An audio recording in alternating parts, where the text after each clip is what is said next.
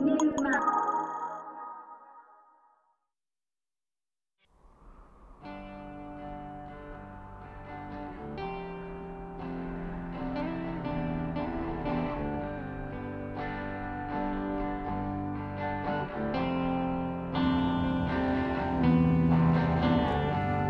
She drives an older car,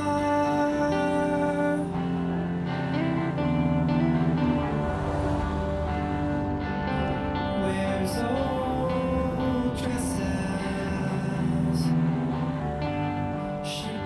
Right in the middle of the Bible is this collection of Hebrew love poems that are so explicit and erotic that young Jewish boys weren't even allowed to read them until they were older.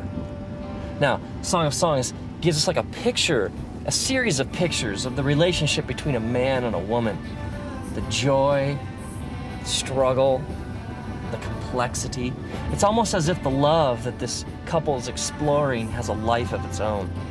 The woman says several times, she says, "Do not arouse or awaken love until it so desires."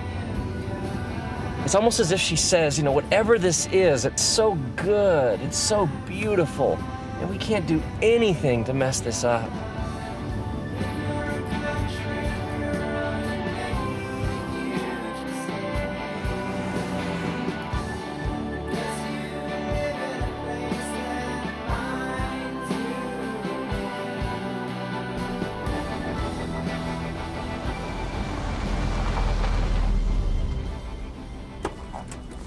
We get incredible mileage out of this tired old English word love, don't we? I mean, we'll tell somebody that we love them, and then in the same breath, we'll talk about how much we love a new car or a certain pair of pants. I mean, I love my wife, and I also love tacos.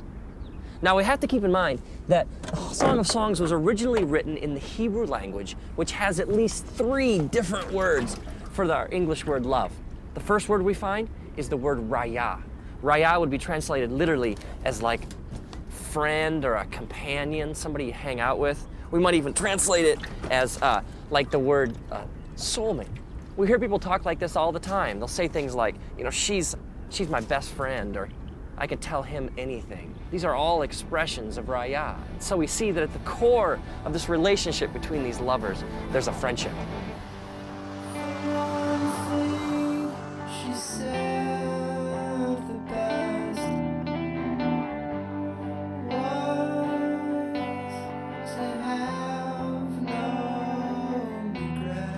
Another Hebrew word we find for love is ahava. Ahava is deep affection. It's that sense of desiring to be with someone so much that your heart aches.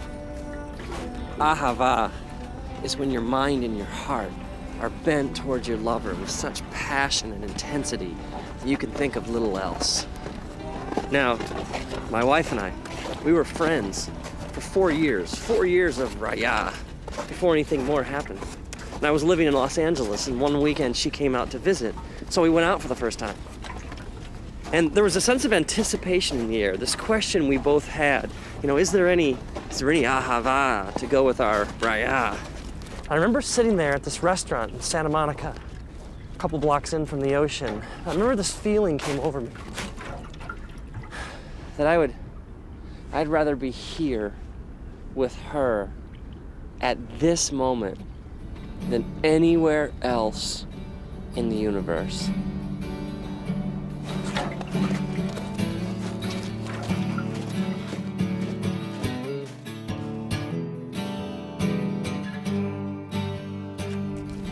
The lovers in Song of Songs declare that ahava is as strong as death, that many rivers cannot quench ahava.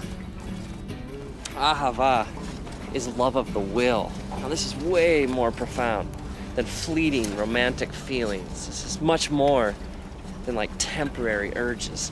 Ahava is making a decision to join your life to the life of another. This is an emotion that leads to commitment, that leads to joining your life to somebody else's. Ahava is what makes things last.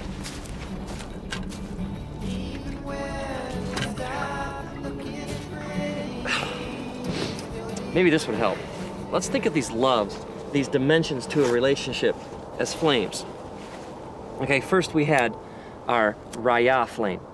That's like the friendship, the soulmate aspect of a relationship. And then you have your ahava flame, which is the flame of commitment and making a decision to join your life to another. But there's a third Hebrew word for love that we find in Song of Songs. It's the word dode. Dode is translated in English literally as to carouse, to rock, or to fondle. I think you get the idea behind this flame. This word is used elsewhere in scriptures, like in the book of Proverbs. It says, "Let us drink deep of dode till morning." And the woman even says in Song of Songs, "Let him kiss me with the kisses of his mouth, for your dode is more delightful than wine." Dode is the physical, sexual element to a relationship. This is where we get the Greek word eros, which is translated literally as like erotic in the English language. So we have our raya flame, we have our ahava flame, and we have our dode flame.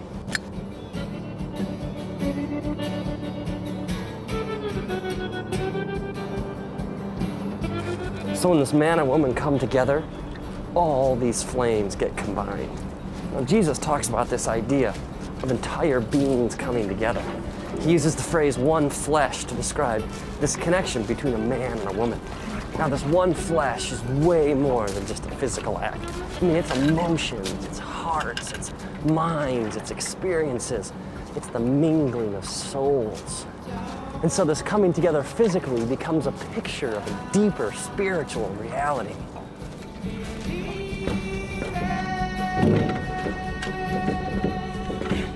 So Jesus teaches us that sex is ultimately a spiritual act.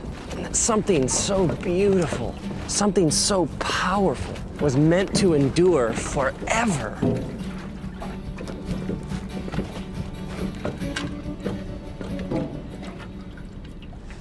See, the one flame burning all by itself will never be as hot as all the flames burning together. I mean, we were created for all the flames to burn as one. I mean, think about all the ways that we mess this up. I mean, take an affair for an example. An affair is two people sharing the dode flame, but without any of the other flames. Without the raya or the ahava. I mean, there's no friendship, there's no commitment, there's no loyalty, no sacrifice. And I mean, there's dode, but there's no raya or ahava. It's two people trying from this one flame, the dode flame, to get all the heat of the three flames burning together. I mean, no wonder it leaves a person empty and unfulfilled. We were created for so much more. And so the person keeps coming back to this one flame over and over again, and yet it never truly satisfies. It can't. Or how about the couple who have been married for years and they're still together? There's still some commitment. I mean, there's still some ahava, but let's be honest, there's not much else. There's no friendship. There's no sex. And they neglect the flames, and eventually they flicker and they fade and they go out.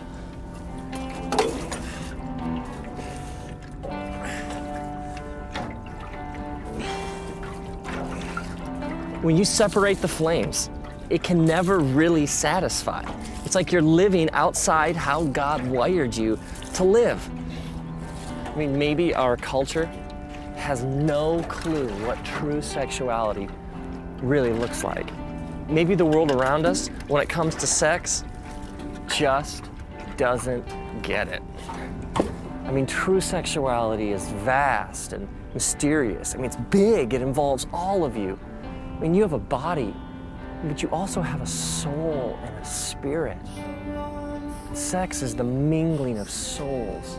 It's a man and a woman coming together and giving all of themselves to each other. And now, may you honor the way that God created you. May you have a profound sense of respect for the fact that you are a deeply spiritual and mysterious being, and that sex is ultimately a profoundly spiritual thing. May you enjoy what God created to last a lifetime. And may you discover the big flame.